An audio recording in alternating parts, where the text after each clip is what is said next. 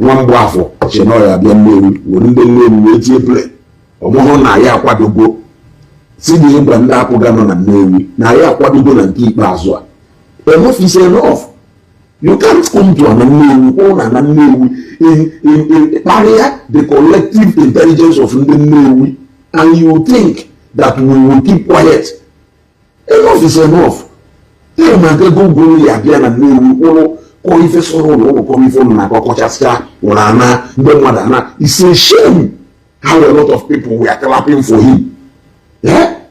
I felt, oh, Jerome George, I'm from Nnewi. I felt more ashamed than embarrassed looking at Adam Nnewi iji phone na say una anorie Adam Nnewi go look na no broadcast am down to Adam Nnewi and see Adam Nnewi that's when we have opportunity we draw ajojo ke mi fe dey fa ye na say I am local governor niku na governor no na Nnewi be nnado we gba ndị mmadụ na wo revenue ọ na-ewuta na Nnewi no nke ọ na-ewuta be ndị ọzọ ka ọ na-eji abịa Nnewi we do say how to wese ke rube ndị ọzọ ọ na-ewuta revenue ahụ eji wee bịa na arụla anyị na arụla anyị na Nnewi ọ na-olifte ọ na-ụkpọ ọ na-amishi. Let us talk about Anambra South first.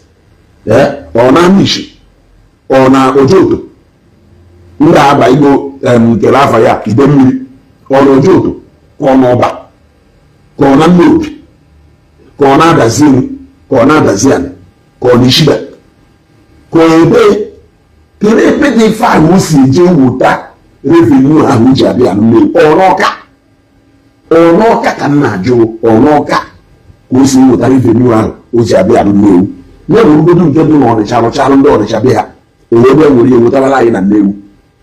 Ifu na this is pure marginalization. This is pure marginalization and that na-eme ndị Nnewi on purpose because na ndị Nnewi eki ahụ ama ya business people an average Nnewi man ya mind onwe na-ejere onwe ọchọdụ ịma the situation will change go right now. The situation will change go right now. Ịpụta ịkwụrụ na Nnewi gwa anyị na a commercial city doka Nnewi ego population of ndị Enugu State be na Nnewi in the business. There cannot be less than 3 to 4,000. Enugu. You talk about Imo State. You talk about Abia State. You talk about Nnewi State. Nnewi State itself, Nnewi State no Nnewi. Actually for her, you carry 10,000. Nnewi. Before we even talk about other local government, and when Anambra State be Nnewi, a business, all of them will one place or the other. Ebe has to drop something na government. Potassium, a CIA, the generate anything na Nnewi. Go look here na another line for. Keri no dey fair na alo. Iwe na alo from Oka. Buffalo roundabout. Imo ebo suwe ba Nnewi. Ebo suwe ba Nnewi. Egata Nnewi. Oba Nnewi. Egacha ha traffic light. Dabi vehicles. Oba Osogo. Is that not the only portion of that road that na Nnewi? Now let us look at the damage. Damage enwere na Nnewi n'ile a na-alụ. Onwe ebe nwere from Oka to Madonna Junction, ya bust out. If this is not wickedness, tell me what else it is. If this is not wickedness, tell me what else it is. You still have the door to come to an Nnewi, na brag line and Nnewi, even nanke na alu, no from another place. Is we whether the revenue each way na alu. Ani kwe na puga no na kwa. Wi-Fi mo doka. Network, yeah,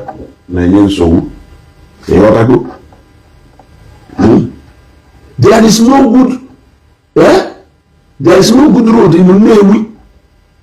Almost all the road in Nnewi is very bad. I will continue to say what did the big shot in Nnewi say when he made that statement. It is very important again, it is very important again, this question, because if actually that naha may show naha do active, you can go to Orifte and make this kind of statement in Orifte. You can go to Ugbo Dunukofia and make this kind of statement na Dunukofia. You cannot do it. Ime ndị obodo ya gwa ụlọ mmadụ bi obodo ahụ. But ọ bịara na Nnewi kwuo na Nnewi na-apụga na ọ na-akọrọ ya aka because obviously ife ha nwawo na at the end of the day enwere ike si na wọdụ ka ego ewetikọwa n'akpa. What else are they benefiting if not that? Can you tell me what else? Ịbịa kịta na-apụga na Nnewi ọnọdụ ka majority of ndị apụga shiftem ha bụ ndị na-agbọta ife direct from government. Ndị ọzọ ị na-ata afọ.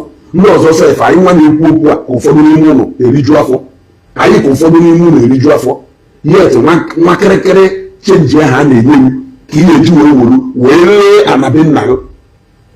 Kịrịkịrị chenji ha na-enye ka ị na-eji wee lee bitire anabe nna gị. Na etu a sọsọ activities na-aga ịmakwa ego a na-ana na Nnewi. Ịmakwa ego a na-ana na Nnewi. Ana m ajụ ya ajụjụ. Ịmakwa ego a na-ana na Nnewi. Ịmakwa ego a na-ana na Nnewi ka m na-ajụ.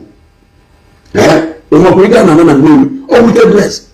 If it is not even wickedness, can you tell me one way or the other, government of Anambra State should support if I know stadium out on Nnewi and a stadium to an international standard like that? Can you tell me how Anambra State government is will support on a stadium out on Nnewi? If I know Nnewi, we're going to pass government from 1999 is will support Rugenitoris village order. Everything the moment they know Hanalu afa Nnewi, the moment they know Hanalu afa Nnewi, or una agba 440 gbagharị azụ. Aya no uzene n'anya. Aya no uzene n'anya. Ine ifo ha na-enye m ọtụ ya, wetu osi wee gbafe na nnọọkwa. Ka osi wee gbafe na Nnewi. Ịghọtago, etu osi wee gbafe na nnọọkwa. Ka osi wee gbafe na Nnewi. Etu osi wee gbafe na Nnewi. Ka osi wee gbafe na Adazinam. Etu a ka osi wee gbafe na Idani. Ọ Idani nọ kedu ife a na-akpọ Nnewi. Etu a ka osi wee gbafe na Ọzụbụrụ. Enweghị ndị keta nile ahụ special. Ife a wiilo connected ebe a to ebe a. But I can tell you that na onwere ebe ile ahụ incur the kind of damage or incur na Nnewi. Etiri m ụlọ ndị enweghị ike ịlụta nwunye again. Ndị enweghị ike ịlụta nwunye again. Etiri ụlọ ha. Yet we gave room just for us to have a good road na Nnewi. Ịpụta na Nnewi. Bịa mmadụ ole n'ime ndị nwunye ahụ ga-ekwu compensation. Mmadụ ole n'ime ndị nwunye niile ahụ ga-ekwu compensation for that kind of damage we made there. How many of them can only compensation?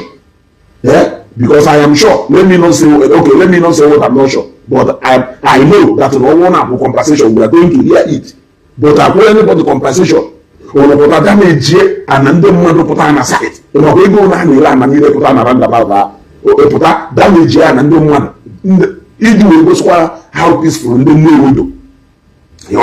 Iji wee gosikwa how peaceful ndị Nnewi do. I wish you ọnụ ma nye ịtụrụ anyị kwa ebe enyi.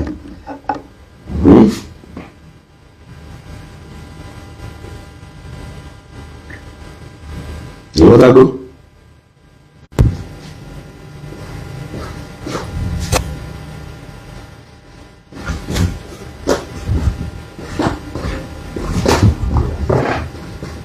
Na what about network ji eme like this ebe a?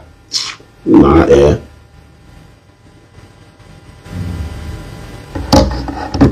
Bigo, click on like and love.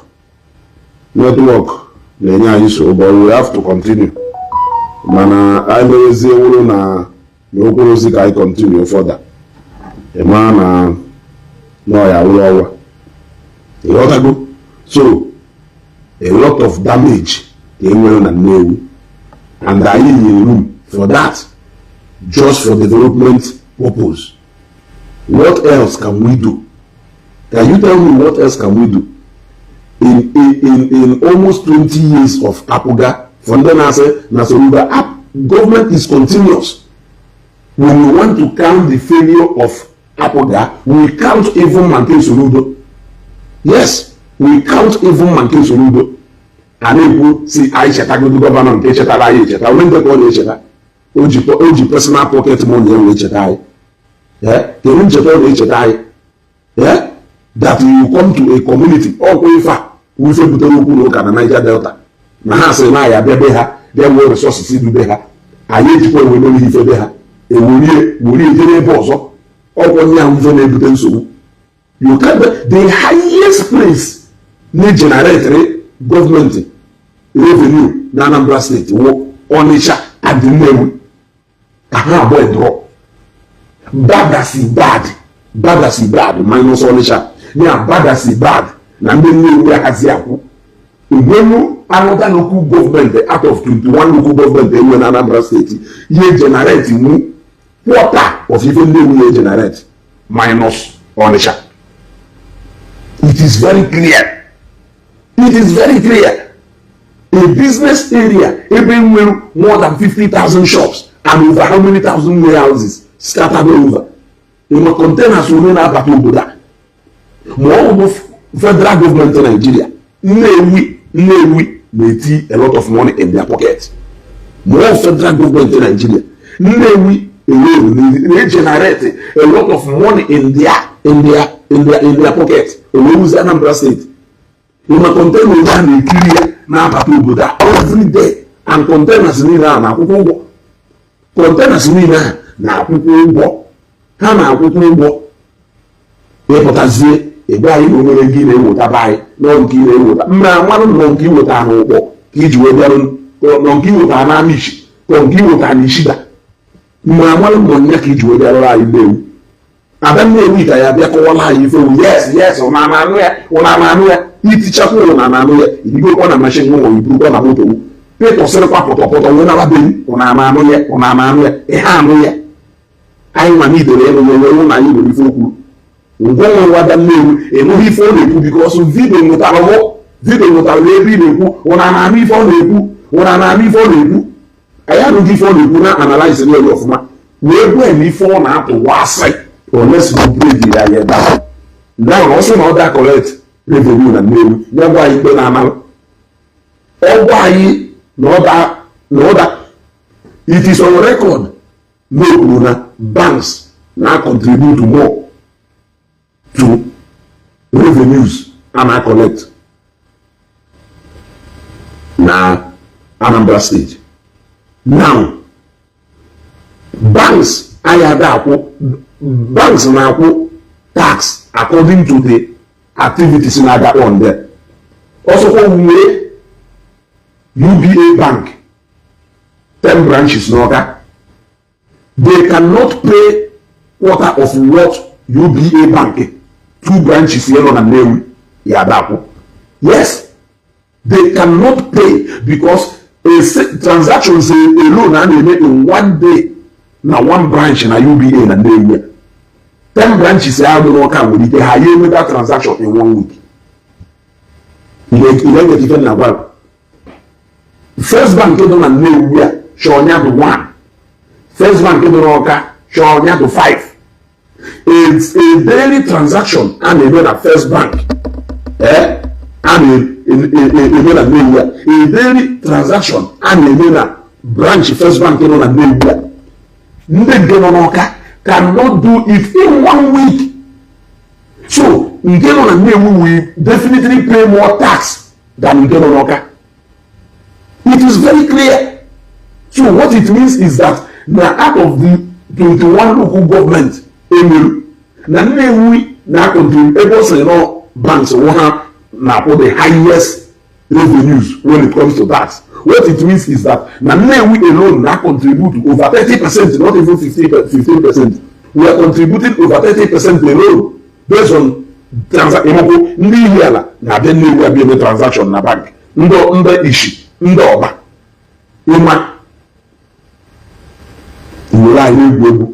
And up to today, just like if somebody there, we demand a legal document from Nnewi and Nnewi to question Mr. Governor's statement.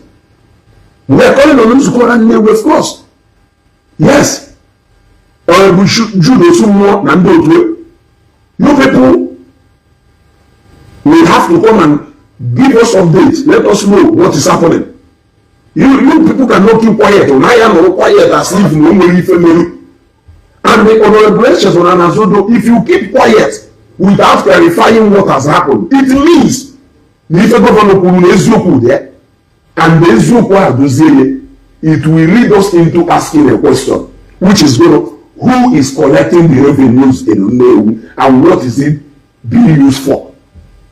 Everyone when it came on every governor na-ekwu na onwe revenue ọ na-collect na Nnewi. Why na anyị mara na-collect the revenues? The question now is who is collecting those revenues? It is a question that is begging for answer. Because silence only, even it has been how many days since after Governor Juwena, unless na a issue go statement and anubro the statement na ya wuzie na statement you na ya accept because we cannot continue to live like this. We cannot continue to live in such a way that when there are necessary questions to ask, we will not ask. And I mean, we are not Ethiopia. Obodo host to people from different places. We are a host from minus Onitsha. We are another local government host to more people from other states than Nnewi.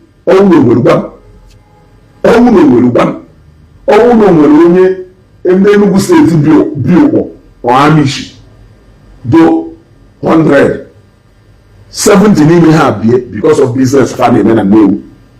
So in other words, Nnewi with the development and presence of people to so many towns so surround Wanayi.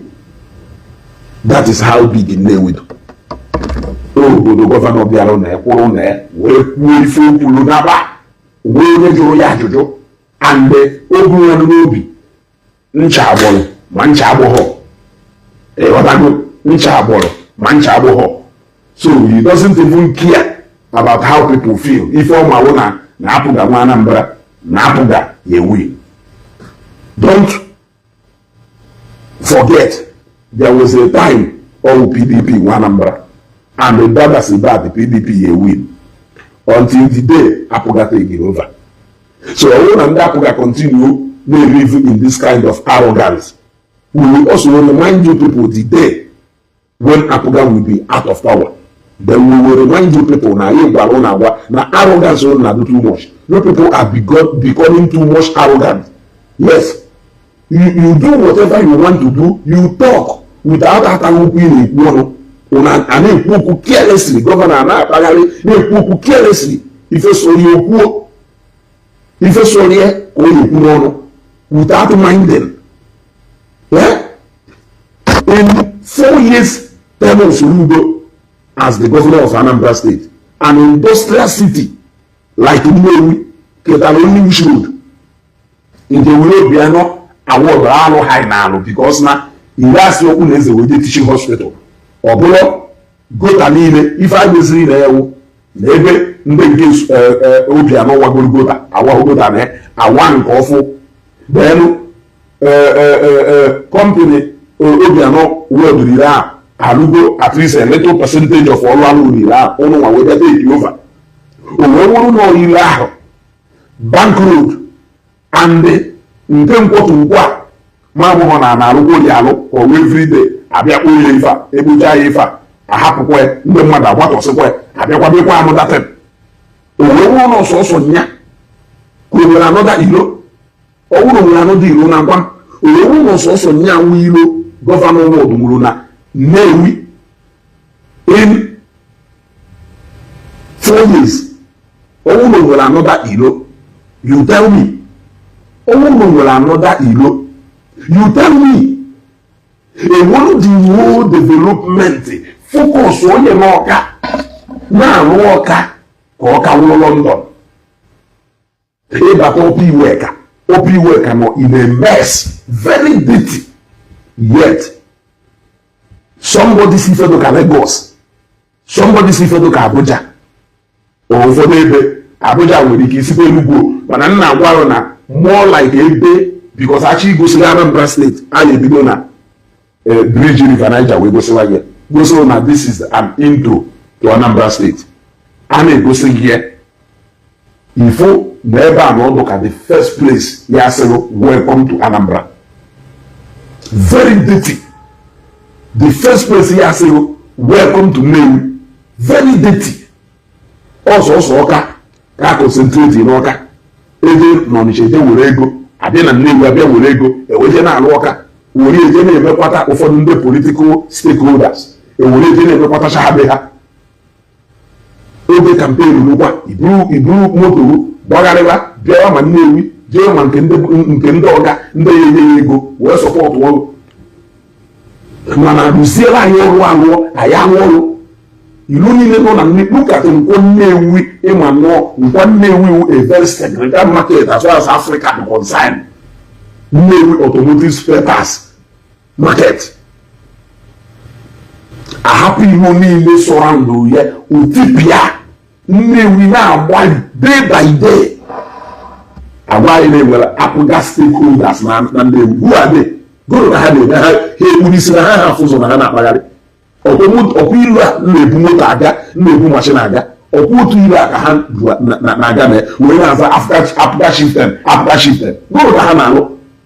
If you cannot attract a single development na Nnewi gụrụ ka ị na-aza apụga shiften with pride with nothing to show for it.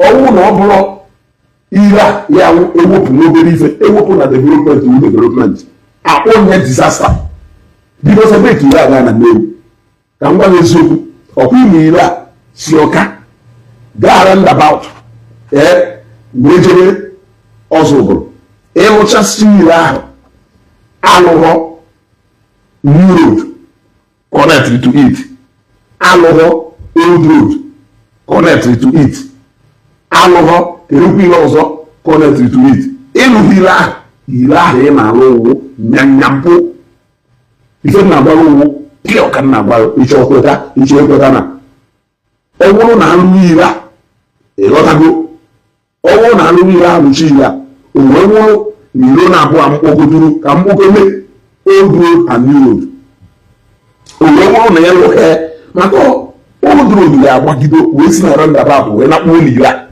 ihe ajọsụ si ebe iri gbawara ụzọ ịrụ elụchasịcha ya ịrụghọ ihu ekele dịrị Chukwu a join lụkwa ya na old road si Ọba wee gbadata na roundabout wee join n'ile a ruo new road from side St. Mary's Ọba lugide pụta crosswọ traffic light ire wee nwee shape ịrụghọ ya ife ịrụghọ ịkụriri ụlọ ndị mmadụ for nothing. I have to be honest with you. Ịrụchasịcha ihe ịrụkwa nke eri ịkụriri ụlọ ndị mmadụ for nothing. Ọ ka aka mma na ịhapụrụ ịrụla igwe ọkara ijuwe rụọla anyị ire ahụ itu ahụ ọdụ rụsa anya tinye drainage na nkọ ị ka ahapụ ịrụla igwe ọkara ijuwe rụọla ihe after all ya na-alụ dual carriageway to Madonna na Ifa enwere mmụọ heavy moto na-abata Nnewi abata ma ndị na-ebu ibu abata Nnewi. Yes, o nwere a lot of there are so many ways m nwere ike iji isi m wee asesi Owerri road a ire a jewere Owerri nchọsọ efe si m ihu be m Emeka Ọfọ road ahụ gbaa ya bus out from ihu be Emeka Ọfọ si bus ire a ncha agba m ire mkpọtụ ngwọ ncha agba m Ọba junction new road ncha agba m Ọba junction old road. There are so many ways he will connect that road. Man, there are more like single road in when you were but you see different places where I've been. So if you live in a traffic light, that you know, we are generally over. Can they from the radio? On the radio, ana m ajụ ajụjụ ọ ndị na-eje Owerri ọ ha ga-ewu dual carriageway a how busy ka ihe ọzọ bụla a na-adụ how busy ka ihe ọzọ bụla a na-adụ is a question how busy ka ihe ọzọ bụla a na-adụ ewere bịa dahụ ụlọ ndị mmadụ kwurisichi ụlọ ndị mmadụ rugodoro anyị na mmadụ ire anyị na-edere ewekwu okwu dual carriageway rugodoro anyị simple ilo people n'idiri ka ndị mmadụ wee na-arụ ọrụ their businesses na Nnewi we now support economic activities na aga na Nnewi onye kwuo eketa asị na onye ọgwụ kwuru gwụrụ ruguduru anyị nọ mmadụ ire ahụ iweruzie dual carriage way isi ọka lụrụ ICT sie na Nnewi with a lot of price anyị kwụrụ na ya iwere na-asị anyị na nke na-alụba anyị alụ n'ije weta ego ewetaso nwa ebee ka isi wee weta ego federal gọọmenti ọ ga-enye allocation federal gọọmenti ọ ga-enye allocation ka ụmụ steeti nwere ozi much places has a generate internal generated revenue a ga-arụzi ọrụ dị a ga-arụ ọrụ dị ana m ajụrụ ajụjụ a ga-arụ ọrụ dị ọ kwụghị eweta allocation itukee ya atụkee ndị akịta ụfọdụ pụtakwa kịta asị that is not how government will function. Is it a rocket science? Is it a rocket science? Yeah? Yeah? Bonaventure, thank you very much. Is it a rocket science? Apuga has been wicked to Nnewi since over how many years? Mana ọ bụrụ na emechasịa na election ọ na-ekwu na ndị Nnewi detụrụ onye ọzọ akwụkwọ na ndị Nnewi detụrụ onye ọzọ akwụkwọ. Why na ya tụrụ onye ọzọ akwụkwọ? Why na ya tụrụ onye ọzọ akwụkwọ? If your government is not favoring us, even when Ikemba ka nọ ndụ ọ na-asụ ọdụ ka unu wuru presence Ikemba wee bịa n'ulie Nnewi bịa n'ulie ọ na-asụ ọdụ ka unu bee ya mgbe Ikemba nọ ndụ mgbe Ikemba nọ ndụ ọ na-asụ ọdụ ka unu wuru because of Ikemba wee bịa n'ulie Nnewi ọ wee wuzie kịta ọnọ ha.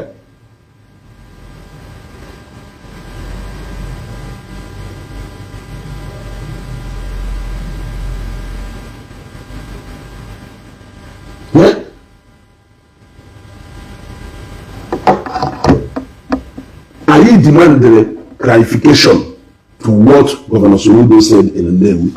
We want to know how true he followed. If truly he is not generating revenue from Nnewi, minus Nnewi automated and I put direct to him, which we know that even without automated and I put direct to him, we know that minus stay Onisha. Now the only person will be if any Nnewi aka nwere ike worker, which is the capital city, wherever also minus Onisha. The only place again nwere ike if any Nnewi aka no capital city worker. So we want to know minus Nnewi automated that they pay direct into the government pocket. We want to know other revenues ndozana na n'ime afia, which is one of the biggest, if not the biggest asset I will for that on Nnewi market. My name will individuals si jin Nnewi awe wala ogaranya. How are the business ebe ahụ? Mana o malugo ha jin Nnewi awe wala ogaranya. Ngwa wuzi governor na ngwa ile ihe enweta ncha. Ọ no we ndị na-eri. Ono ya amakwa ndị ahụ na-eri. Ịghọtago maka anyị enwe ụmụ ife settlement ya. Ịghọtago ịghọtago unyela anyị ewere ebe asetụrụ ọrụ unyela anyị ewere ebe asetụrụ ọrụ. So you will settle an individual or a group of individuals. You will settle her. We are not the people who are going to pay the price. You must go and bring money from somewhere and give us what you are supposed to give us. You will need few people. I'm alleging anyway.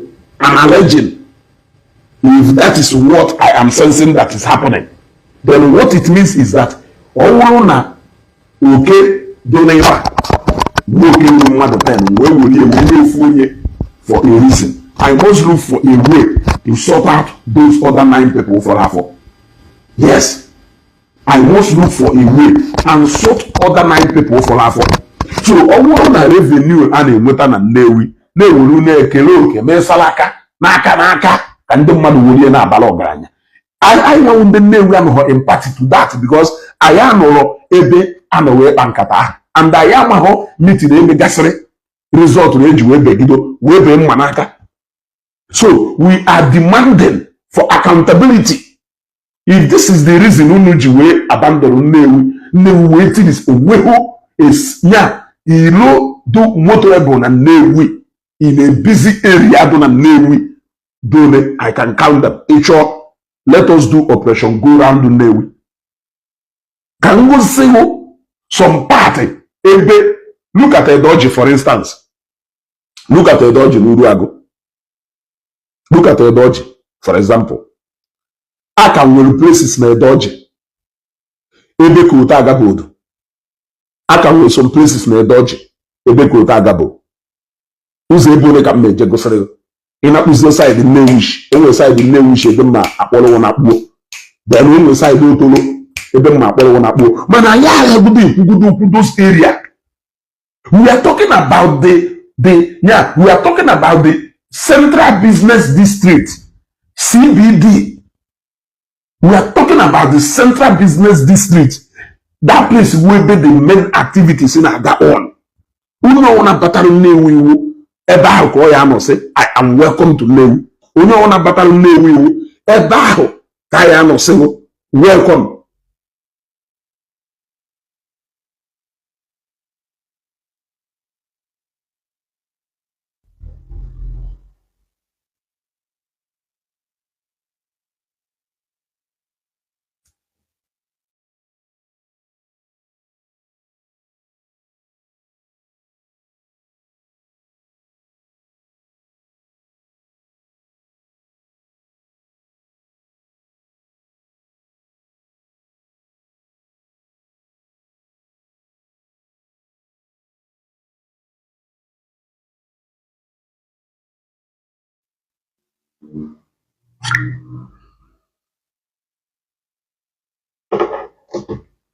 So let us continue.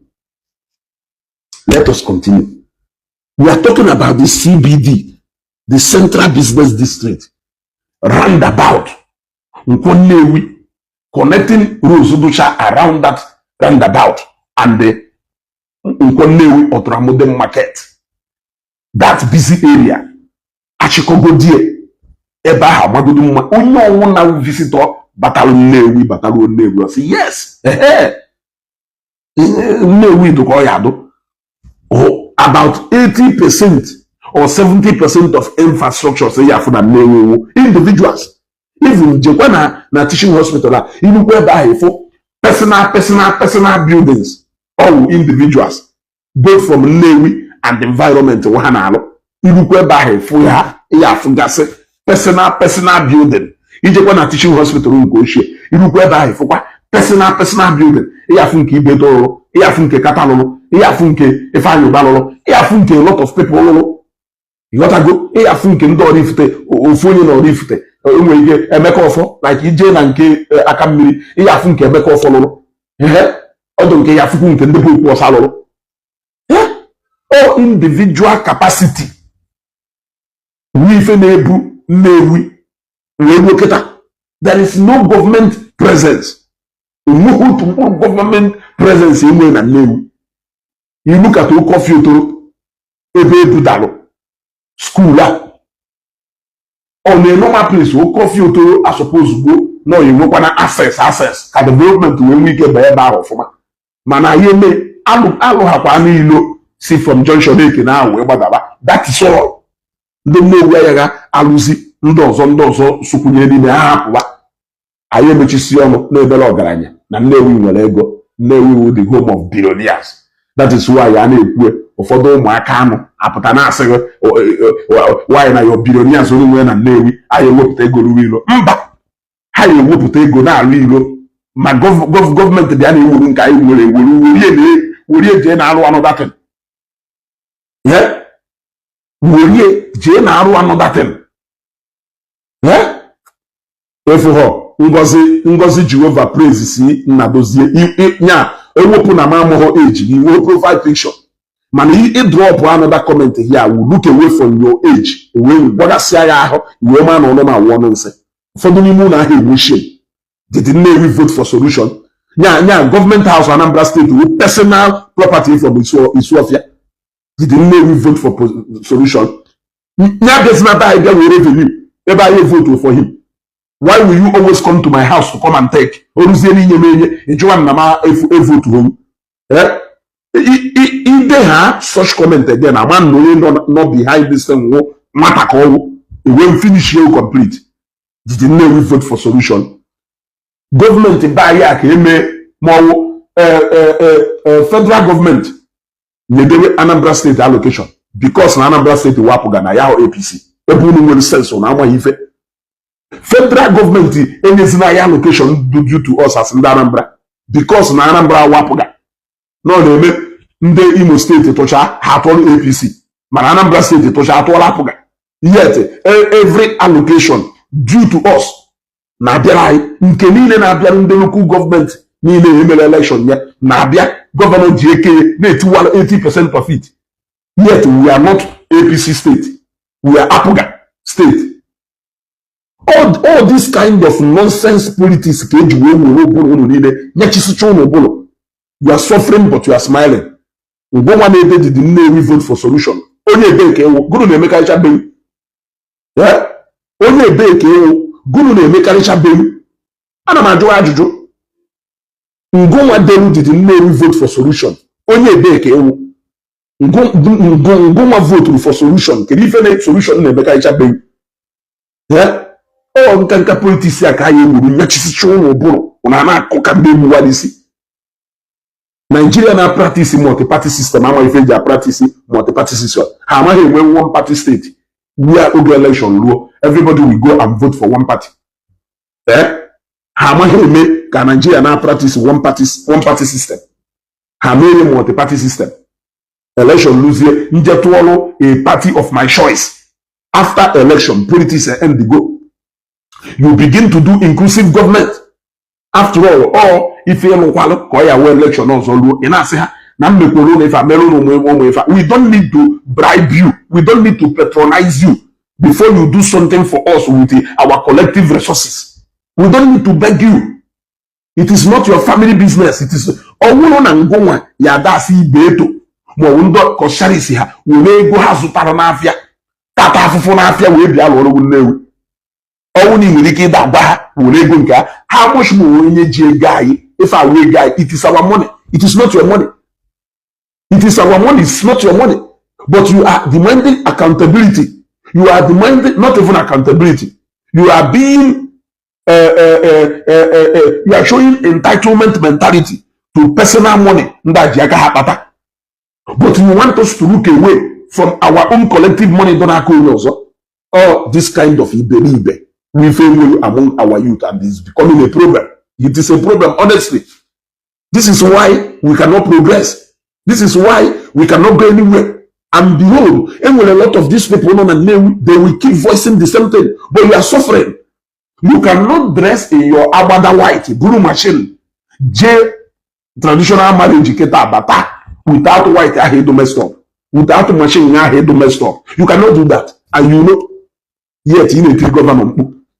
You cannot drive your car in Nnewi a single day without taking it to car wash, unless in Gwalaju, Brumota and Isiwolopa, Brumota and Apagare. Can you go to Makuru Agua Yebem Mosofma? If you could kill a Conadis Sido, he may do this guy a billion, this guy a Hapolo, Ifena, Happily Jello, Efa, na Lagos, Buri Bunata and Nnewi. Ilu teni ihu akonadi sisi ya badata ihu Tony Mars and the KLM kogolo kedu mmadụ Kennedy Azia free station ebe ha dugo damaged o mee na free station Tony Mars Azia function well nke mgbe agbara no because of na no dọpụtara ebe do haile mma nke KLM Azia function kelu ụzọ ndị mmadụ yesi abịa ebe ha ebe agba fuel from Edinburgh Junction to completely damaged to Edinburgh Junction nke ọzọ gwụrụ complete Edinburgh Junction nke ọzọ gwụrụ complete ebe ahụ amana mmadụ one issue of ịtọ mmadụ one record go at that end from old road. Are you now talking about Okuneze bus stop to White House? Ka ị na-ekuzi okwu Okuneze bus stop ahụ gbagoro ruo traffic light ebe a na-esewara anyị roundabout ikwugo from ire ahụ wee ruo ebe a. Ana m ajụkwa gị ajụjụ, nna ajụ gị ajụjụ, ị na-aza m ajụjụ. Ifukoro ka ihe teaching hospital ngụ nwa onye apụga onye uru agụ ka na-ekwugodo okwu uru agụ ebe mma ụzọ imemekwere ilo gara ihu obi uru agụ obi nke onye na-ekwere iro gara ihe obi wa obi nke kele ebe dị fahi ebu moto gaa na n'uru agụ kịta moto ya collect ebu moto mbịachi ụlọ na chiga Lagos suspension underneath moto m gwụrụ agwụ suspension underneath moto gwụrụ agwụ moto na-aga mgbe ọ na-ama Lagos moto na-ahụ kpọkọkpọkọkpọkọkpọkọkpọkọ na moto gba trinos na Nnewi olesi na ọ na-ihe anya ya anya olesi na ọ na-ebe iburu dị moto ibukpu onye iburu mashin na-akpagharị ịmanụ nyaahụ na-edu free a na-ekwuye few people nwere interest here and there interest ya ijide interest ya alụgụnụ because of such people ka gọvanọ ya eji wee nwee authority pụrụ na roundabout na-ekwu okwu ụna anaghị na roundabout ebe ahụ okwu ụna atụkwuru ya aka around ebe ọ bịara ime campaign ụna atụkwuru ya aka around ebe ọ bịara ime campaign ka ọ na moto ya agbahụ oge o si Ọka na-abịa na-esi na ọ na-agba n'Ọka na-agba n'ilo nke ọ na-alụ alụ ọ na-asị oke they are working ha lụcha ya ọdụ mma the moment kere ebe o si wee negotiate wee ba n'ime DCC ahụ ebe n'ime Nkwọ triangle ebe ọba isi ịda na osi iwe ekele dị chukwu ablọkụ ya blọkụ ọ na osi roundabout tọ na wee nakpuo oge ọ na-aba ebe ahụ one ha anya n'afịa one ha anya na nwa agbara one ha anya na nwa agbara one gharị ha anya around ebe ahụ ka ọ hafụ ụzọ ọfụ na ebe ahụ dị packed with economic activities na-aga na such place need attention by any genuine government. Ọmụhụ na ndị mmadụ na-emepe obodo.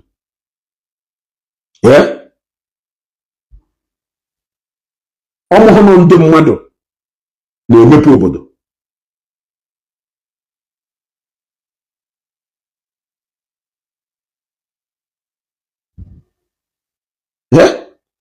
Ana m ajụrụ ajụjụ ọnụ ọnwarụ na ndị mmadụ na-emepe obodo. We will continue to ask questions only in a platform na Nnewi and you are not using it right. I think this is time. This is time for us to lend our voice because na emechi ọnụ Nnewi anwụgido nwọpee. Nnewi anwụgido nwọpee. It's clear na ọ na-afụgo na onwe onye ya ekwuru anyị. Onwe onye ya ekwuru anyị. So let the youth wake up. Both those in diaspora. Let us wake up. Let us wake up. Let us wake up. Otherwise, so campaign ka ya be emere anyị. Ọkwa maka Nnewi ya na-etu a ka apụga jiwe nọrọ in close chikwechekwe wute ife anyị gbaa mbọ na ya. Ana m ajụ na ajụjụ. Ọkwa ana m ajụ na ajụjụ. Kedu ndị ife oge ọ na m na-eme vidio ana m abịa ekwuke ife. Kedu ndị ife ndị apụga anyị edobe ahụ ha na ife anyị ụba na-azụ na Nnewi all these years. Kedu ife apụga anyị edobe ahụ na ụlọ na ife anyị ụba na-azọ na Nnewi all these years ife anyị ụba na ndụ gụna ụda ife ahụ ụnụ na ya na-azọ ụnụ sịrị na ụnụ na-emere anyị yet ndị Nnewi na-achọ ịtọrọ nwanne ha. What is that? Ilo last golu for over 15 years wu nke ife anyị ụba na ụlọ ihube so na the most solid road enwere na Nnewi till today nke o ji ntala ọkụ welu n'ihube. Kedu ife dị ife ahụ ụnụ ya asị na ife ụnụ na-azọ with him ụnụ just chọọ ka ụnụ nọrọ in control of Nnewi without anything to show for it. Before Honorable Eches na-agbagota emere vidio kpagharịa jee ma n'ihu local gọọmenti ilo bara ime local gọọmenti mere nkwubosi amụhụ na alụ gị ekeda ilo banya ilute ebe ahụ ndị Nnewi na ọtụtụ etu a bata n'ime ilodo ebe ahụ mere nkwubosi. The last time m jere ebe a mụ nna m enere anya ma na-edozi gị o mere nkwubosi all how damaged Nnewi do all ntu Nnewi si wee dugo tipia the Nnewi tipia the tipia. And some of you are not bothered about it. You are only interested in personal something. You are only interested in personal something.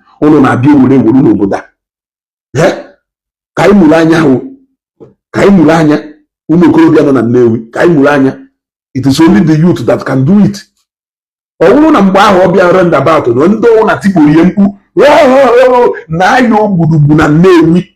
Ụbọchị ọzọ ọkwado ịbịa ọmanụ n'olide ọbịa ọ na-atụrụ anyị ife aka ụka ọ bịazie ka ugo na onwere ilesi ọka abịa ire ahụ ụzi nya the biggest campaign of ndị apụga na Nnewi nya ire akịta si ọka pụta gbafee banye Oraifite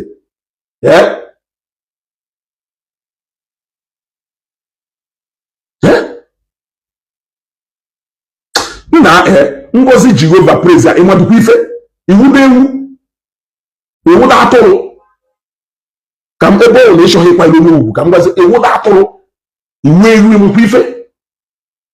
Yeah, we all are brothers, but please, can I post all the polling units in Nnewi? Yeah, can I post all the polling units in Nnewi that voted for solution?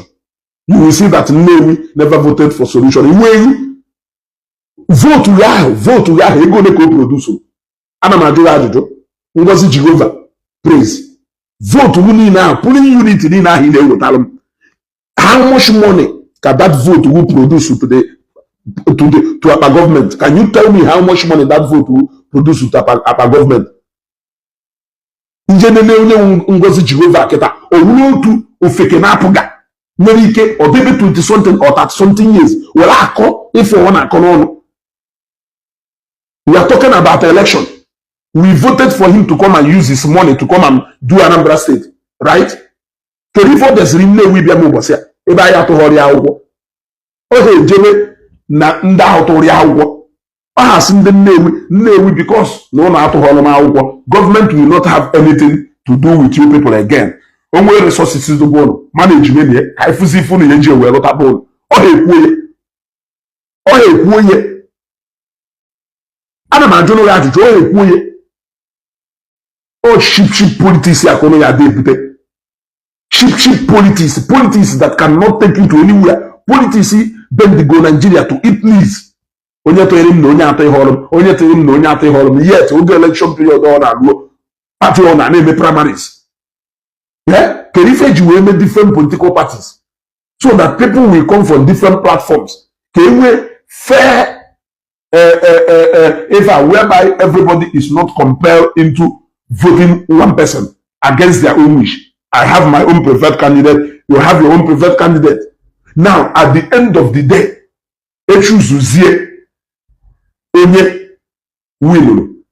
that person Adugo elected to govern Anambra State as a state.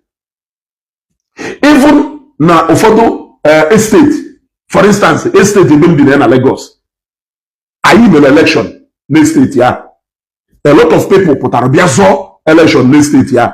And in the Arabiazo election now, landlord ka so oge emechasielu onye awinu onwezie ntu a ice wee ma interlock na street ya iketa amaruzie pụta ajọmpụọ be landlord nka because na ọzọ or because na ndị bi na ya dị atịrị onye therefore we will not cover their entrance. Onye wa amamifu na-enweghị. Election is designed to help everybody to participate fairly and equally in the selective process. That is what election is designed for. Mana ndị be anyị isi ojii ji election wee were ebe eji abụ ọbọ. So the whole of Anambra State should come and stand behind you. Nke iji wee wure onye ongungu Anambra State. Are you the one who created Anambra State and then now fund the Anambra State with your resources? Still, you can't even the same nonsense. What is my business with the outcome of the election? You will time putting unit a better apuga. Apuga offer personal property now. Call personal property name call. We to kwaya jujozo wesel ka APC na chi Nigeria. Apuga na Anambra State. APC will any allocation due to Anambra State have a withhold. Or they make how easy way local government allocations. He withhold on Anambra State.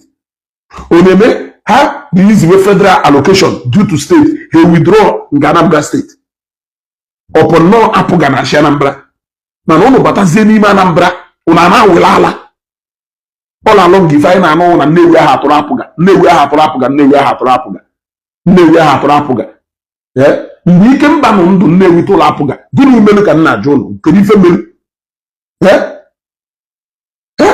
I'm telling you, Chibuzo Chukwuemeka, I can will Doka Ngozi Jehova in this 21st century.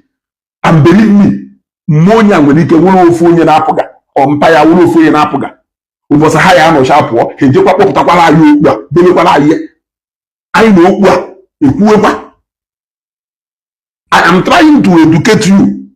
You are still showing me your archaic understanding. No, see, it was where to our cases, eke resources, Anambra State. Mba, state, town, how to Soludo. Can you tell me one single naira Soludo that town or local government? Tell me 1 naira Soludo there. Yeah? Tell me 1 naira Soludo there. Or you use your Nnewi or compare lie into the way when I have to Yauko. I have to Hosili Yauko or Wazia na Oya Desirua if and Nnewi. Always if for the line and Nnewi or Sizeno and Mela as a favor. We should go in Nigeria and start practicing one party system. One party system where one political party will come out, everybody has say, okay, but we should go back to the military system, military rule. Can she get back to that era now? People who have the right to participate fairly in the election process by voting a candidate of their choice. No, have vote to chazier a candidate of their choice. Yeah? Adumoke, Malaki Onyama. Have vote to chazier a candidate of their choice. He uses zeal against them. But in a revenues, you will not divide it according to people who voted you. Nnewi, Onato Holomauko, Wefen Jego na Sipo na Abia. Revenues on Sipo na Abia. Chidemie, reject Remono, reject Ifedolono. Okwadi Iju Ekwensu, Ejonya na Olu Enide. Okwadi Iju Ekwensu, Ejonya na Olu Enide. Okay, we according to our own assessment, we put out the various places Anambra State government this year with revenues and Nnewi, which aside Onitsha, there is no other local government. Gopo, name 21 local government Anambra State. Gopo, about how many local government by in Onitsha? Gopo Onitsha. Done another local government in Anambra State. Ye generate who ego Nnewi generate. Bad as he bad. Tell me one. Tell me one. Kayota. Why you tomorrow? Let us understand. So we put out something out there. And if up till now, Soludo and his people, or Apoga and their people, none of them dispute to go them. It means they know what they are doing. And they are doing it because they believe that Nahano in charge and they will only pay. Don't worry, one day, monkey go market, you know, go return. That arrogance PDP Jewish Nigeria. Yeah? That arrogance PDP Jewish Nigeria. They will see Nanya, never hammer today. Agwa PDP, na tata ya detua, they will not believe. Agwa Chris Oda, now one day, Anambra State will slip out of their hands. They will not believe. So, Apoga, you people should condemn. I don't know why these politicians, they don't learn. I don't know why these politicians cannot learn. I don't know why they cannot learn from past mistakes of others. They continue to repeat the same mistake. They continue to repeat the same mistake. How can you continue to do one thing and you are expecting different result? Eh? You are doing one thing repeatedly and you are expecting a positive result. Why can't you do something different? Obalo is an oil producing local government. Nnewi has a strong case, by the way. Hey, thank you very much. At least, you could balance here. Hey, Dalo, you could balance here. Yeah?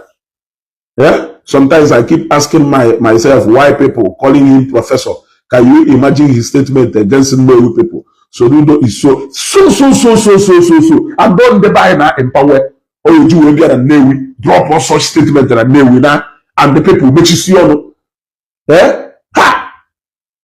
Can we ever have another Ifanyo back in Nnewi? A man who is so brave. Governor na Ozugbo ya FM Authority FM. Ozugbo governor Kayano na roundabout. Ono lugbo ni Authority FM na ba. Obodo amano obodo nwere mmanụ. Ozugbo no call is either no ye a lot of the OES member, Ride on Group Association of Nnewi jee na roundabout ahụ na ọ na-eyari ya na ebe ahụ nene fon ozugbo ịfụ ka Ifeanyi Uba nọ live ozugbo ọ nọrụzie ebe ahụ wee dọkụmentị ahụ gbagọ ọkpanaeze iwee fụ ife gọvanọ na-abịa ewolu Ifeanyi Uba kwuchazi okwu ọsịgụ jezie n'ugbe ọ sị na ọha ewere ife dị otu a ya bịa gwa anyị ọkọghị nyanwụ n'obodo nwere mmadụ ọkọghị nyanwụ n'obodo nwere mmadụ etu Emeka ọfọ nọ kịta ọrụ ife sọwụ ka ihe eji Oraifite jekọ o nwere ụfọdụ ife ihe eje kọcha na Oraifite na 1 or 2 calls ife ya aga ife echenjigharị ọnụ ozugbo echenjigharị ọnụ immediately nke a wụrụ nọrụ na-ahabụ continuous operation of your people continuous operation of your people ọnwụ merụ Nnewi alụ ọkwa ịma ọnwụ merụ Nnewi alụ gbuo dike eripit gomokwu ugboro ole ọkwa ifuru gbuo dike ụbọchị ife ike na-eme achọwa dike aka m buru Nnewi amụma sị Nnewi let us pray let there not be that day we will wake up and say hi ọ bụrụ na Ifeanyi nọ ye ọsị akụnụ ya nụ wee nwa na Ifeanyi nwa agada gbachiri ụzọ ka ọ wụ na Nnewi to oppress us that will come to Nnewi. Who else can come out? Damn the consequences. Not minding his business connections, not minding his business and his not minding anything. Shut what door at Ife Ona Basaria. Kurunihu. Si onye defa. Bia ka mụ na ụgbọ ya ka mgba. Ka iwe ma n'obodo nwere mmadụ. Who else? Other people will look at their business engagement. Na nkwukwa n'efe a. Enwere ike si ebe a pishi ofu business ya na-eme. Na nkwukwa n'efe a. Na business interest nwere. Na mmekwa n'efe a. Nekwe ebe Ifeanyi si wee affect him. So many people will do that. Yeah? Ifeanyi is one among the few people that can shun all those Ifa. Sego oya wuriye nya wuriye. Oya emechi nya mebeta. That is the man we lost. That is the man we lost. And I am praying that let there not be. Asirim guna. Okwe for aruno. Aruno rie dike. Yeah? Aruno riri dike. Ụbọchị ife ike ya abịa n'obodo ka obodo ya anọ wee mma. Go and see what is happening na Libya. When they had Gaddafi, they never knew what Gaddafi means to them. They never knew that na Gaddafi to them was a very important and a valuable asset. They were induced into hating Gaddafi. They were induced into hating and fighting Gaddafi, thinking that Gaddafi will know their problem. Until the day Gaddafi will know their programs are not very clear to them now. Unfortunately, there is nothing they can do. You want to go? Iboku Gochuku, right on, my brother. We paid 20,000 for each shop at Bank Road, and Solution have the God to say Nnewi doesn't pay tax, and people were sharing me up. Only a one shop na Bank Road. Bank Road, not even the mafia. If our shop put on a Bank Road, in our body day to bank. Only shop where na buy na 20,000. Governor Biana na Nnewi kwuru na Nnewi kwuo. Can you tell me shop put on na China? They want shop put on na China. Na government 20,000. They want shop put on Agazi na government 20,000. Ka m wee mmanụ ife akwụkwọ shop abụọ n'ime afịa o. Ka m wee mmanụ ebe ọ sịrị na ọ na-eje eweta revenue ahụ o ji wee bịa na-arụrụ anyị ọrụ na Nnewi. Ewe mmekọta ndị Libya ife ndị Libya wee gbuo ofu egbe ha ji eje ọgụ wụ an asset to Africa.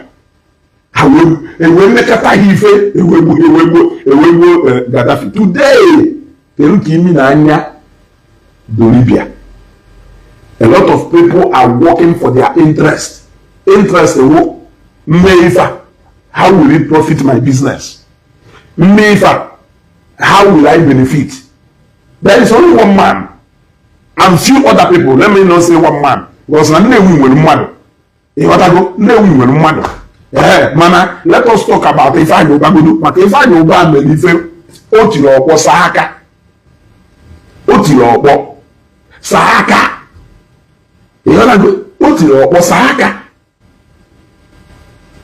But Just like what happened in Libya. It happened in Nnewi. It happened in Nnewi. Today, Nnewi is so porous that people can come in and throw a stone and go out. And to some people, they may first of all evaluate. Don't reply you only if you how will it benefit me? How will I lose? What calculate shall have for now? Nah, if I may lose, can even make a weather or but we have somebody, we had somebody who can come out openly, without minding. Yeah? Man, I even done Chipu Sochukwemeka does it mean that without revenue coming from Nnewi, no allocation coming from federal government? Or why is stating that the statement of allocation I go say I even that I generating and Nnewi. Local government in Mweta over 450 million every month. So also governors will control over local government. If I can have own control, not for your own good. I'd be even so shocked that Soludo as a professor can even still behave in such a manner. Soludo as a professor, all with the international organizations, Norike is to other governors into trying to have access and control over local government. Because no man, a local government chairman in Mweta 450 million and above from federal government. Ablozi for owner, governor Nnewi, that's yes. Because no one will fund the new day. Or you will go now in a pocket, Roy for Shorelo. Mana, just so that state government can have access to local government. Haje Makupo na State House of Assembly. A lot of people for the House of Assembly members are not there representing your interest. Some of them are so selfish. Go have Robia, they all came to the House of Assembly. Minus few people. We pay, oh yes, member. Oh yes. They will sign all yet. Now, federal government, in local government, they go high local authority see a Jew. Imagine, now we know to be 450 million and above. There are a lot of things. Let's just on that. Man, if you is 20% to take care of salaries and a lot of things. For logistics, is here. Now, state government can win total control over local government because local government chairman all now dance how to do local government chairman all now dance how to do governor. A lot of states in the year, we don't know a citizen can not mean Chanabaganya, it can make you. Actually, even that even then, shows how you see when total control. Then man to one allow one Bona wona Dubai, Taiwan. Bona wona Dubai, Taiwan. Nde to zira wato. Bona wona Dubai, Taiwan. So out of over 450 or 450 or 500 na betu.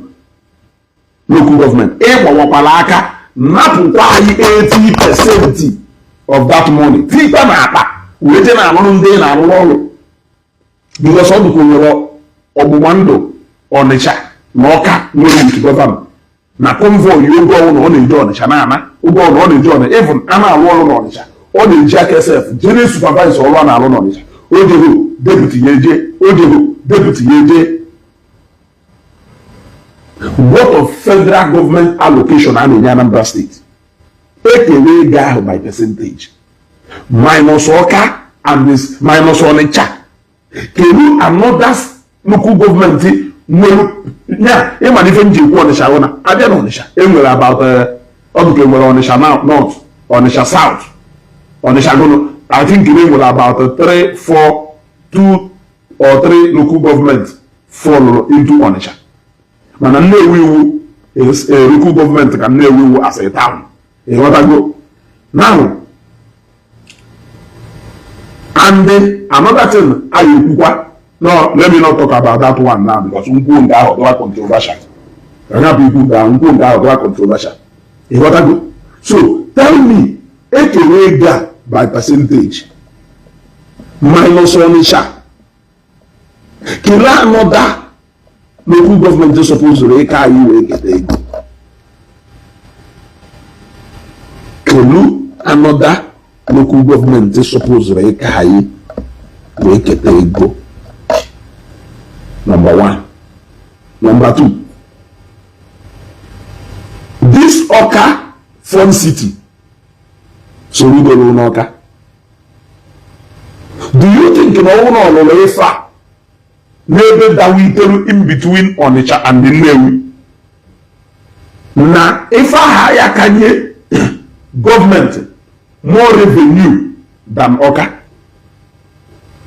considering the number of people who be Onitsha, the number of people who be Nnewi, the number of people who be Obose, Oba, because of their business in Onitsha and the Nnewi, do you think na government ye generate more revenue no one have position on this thing somewhere not in between Onitsha and the Nnewi? Do you think na government ye can generate more revenue than market board? It's a question on Najo. Because we know on Oka, every single thing government in allocate Hana Oka, capital city. Chef Zie that na Madi Ebuzo more shop rent here before Uwebia more house rent here. Chef Zie na Madi Ebuzo build more business capital here before we go to motor on our for luxury or before we spend any money for luxury. In other words, when we talk about production channels in Anambra State, Onitsha and the Nnewi should be the focus. The only reason in the money a plug we decide for flyover will because of the law and access will do that into another effort.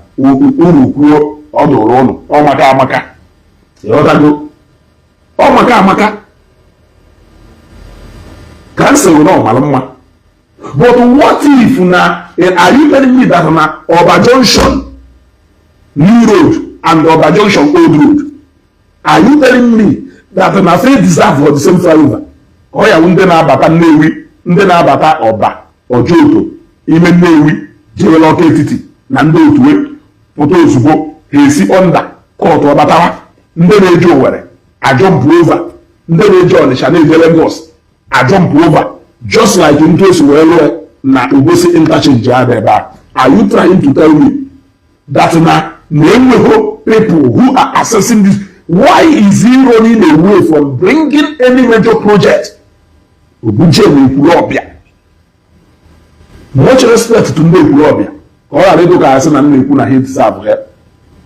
But I am telling you that if he can do it, what do you mean?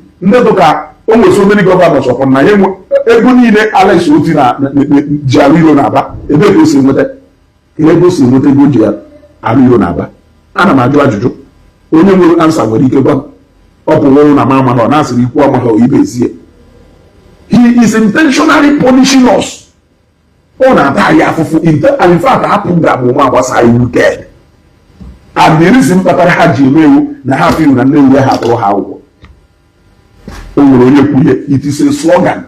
Election when I happy kill never does on the when I don't oppose government. So I am with opposition.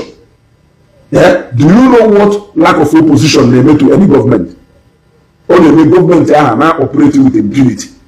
So I am with a healthy opposition will help to foster development in the state. But what the whole state governors want is yes member. They don't want any opposition yet. Or opposition bring her into government. Imagine a PDP, no? PDP no any opposition. How else will Apuga take over power? So how then can Apuga feel like they don't need to have any opposition in anywhere? Nnewi is supposed to be very happy then. Now he will one of the strong opposition from Nnewi. We should be happy. Mana a lot of people now fear as Nnewi no you would no damage if I know the main guy, no the main guy. Yeah. After you don't click on Koda, we normally do. Let the stakeholders in Nnewi rise up. It's either you people use your powers and influence and drag governor to Nnewi to come and develop Nnewi for us. Because Apuga cannot rule Anambra State forever with the kind of Akafa water. And if you within a shortest time, another Ifani that can be 100 times stronger, influential than Ifani. Nnewi nwere mana Nnewi amaghị Ifani nwere wee nwụọ. Nnewi amaghị Ifani nwere wee nwụọ. Because Ifani nwụrụ anọ n'ụzọ na-abịa Nnewi. Because I celebrated 1 year remembrance here. Anọ n'ụzọ na-abịa Nnewi. I know what a police officer told me when I erute Abudu. I know what a police officer told me in Abudu when I bata that particular day. Oh, I'm Steve na still. When we're on don't forget something from Sahara reporters. We go and send a half if I was it, make all as in the zoo. A police officer that Nibo. Car hitting a women maybe AC vehicle. Say, my friend, why are you sweating? I said, why are you sweating? Or because of my house, and we say no. I think the river we say that we lost somebody. I think the river we say distinguished senator Ifeanyi. I said Ifeanyi. Okay, my friend. Now that I've stopped you here, if I catch you now, who will you go and call? Will you go and call him again? Meaning that a lot of people will problem neja oye. A lot of people will problem neja oye. Even though can do matter na call mu impost we motor drive for the airport na Lagos. But ebe pray we see happen. We bata even the staff see abata. We want to office. Ebe APC na due to one person who problem with the APC fa. Away yeah, the security wage day now. Away bata or bata hold na car park motor or drive for straight with the security and not what him what do that go na haka. Tini me mobe. Season da say ba alen nya boye. Luzie be no ze na pa na yetua ebe onye ona do no. Ozi alen to kwasa phone dem table. Okuwesa to wo. That is the kind of a man we lost. Yes, he may have his excesses, but are we forgetting of so many benefits only to us? As in Nnewi, not even as in Nnewi. Ifeanyi is more than an asset to Nnewi. He is an asset to the Southeast Nnewi in general.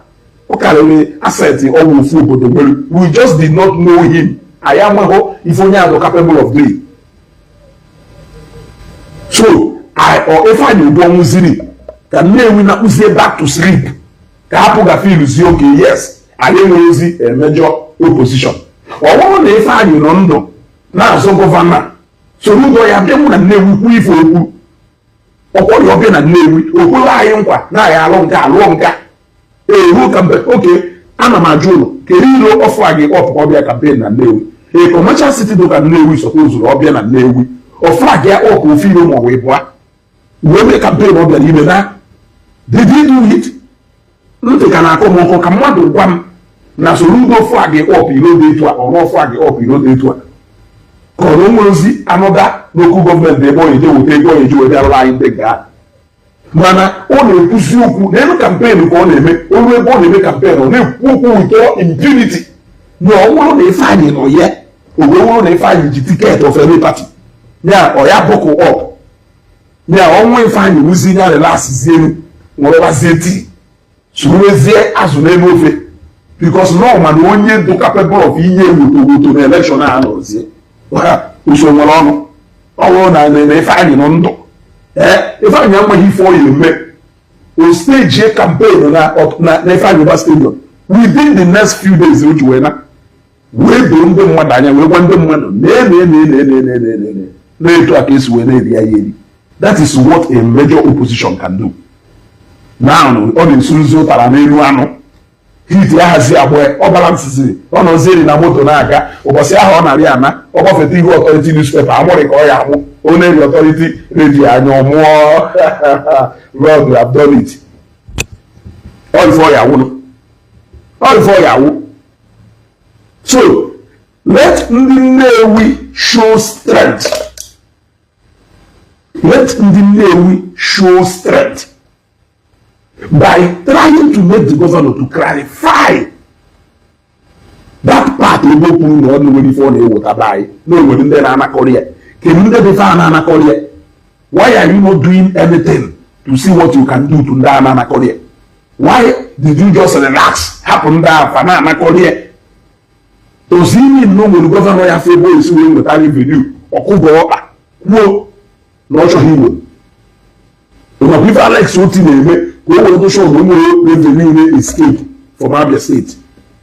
If Lagos State government put in place, how will do show no more revenue escape from Lagos State? There can Anambra State governor Yafu. Ibo isi ebute onye ghara ya anya sị ụlọ nwere ndị na-eri ihe na nwere ndị na-anakọrị ya ọnụ na nwere ndị na-ede anakọrị ya nya baabị ya ka ndị Nnewi baabị ya nyere nkọbọ ife anyị na-eme na Nnewi ọ na-anwụchatara nwụcha ya amalụ gbawa elu kedere anụ Chukwu na-echetara ya echeta. Indeed alụ melụ mana ya dọba Otago, I feel very but you people should be rest assured that we have woken up. Otago, we have woken up and we will continue to ask questions until the day we will get answers. I repeat, we will continue to ask questions until the day we will get answer. If we don't get any answer, we will keep asking questions. One day, the answer we are looking for will be here. Onizu, Omenonwa. You got to go. Eman, if you government buy na government buy na relax cha. They were no way if you Hana relax cha. They were no way if you dying minute. Ashawake ka oppress. Ke will oppression. Will force. Will move people. But you have all the time. Can you body mutakarisha vote to Anambra State karele? Nah. Mana they don't need to do anything because now when people in your cover up the space if not, which state government will ignore a place to do critical can yet to be election law how the importance of vote to stand not to weapon now so yet with that kind of now zoye with that kind of up and up vote if I know that je win the Senate or she call her name not to China if she has never only balance here who go on a farm now zoye ka hakushata now only percentage you have now ka hakushata na name not na hakushata here na name not do head off man he put in a great those people as if they don't exist we want to go van she Anambra State show Anambra State or show here it take Nnewi us for granted. Why are they taking us for granted? Who are those people who are benefiting what we should be benefiting? Let those people give way. Let development come to Nnewi. Who are those people who are blocking the development in Nnewi? Let those people give way. Let development come to Nnewi. Enough is enough. We will not continue to keep quiet.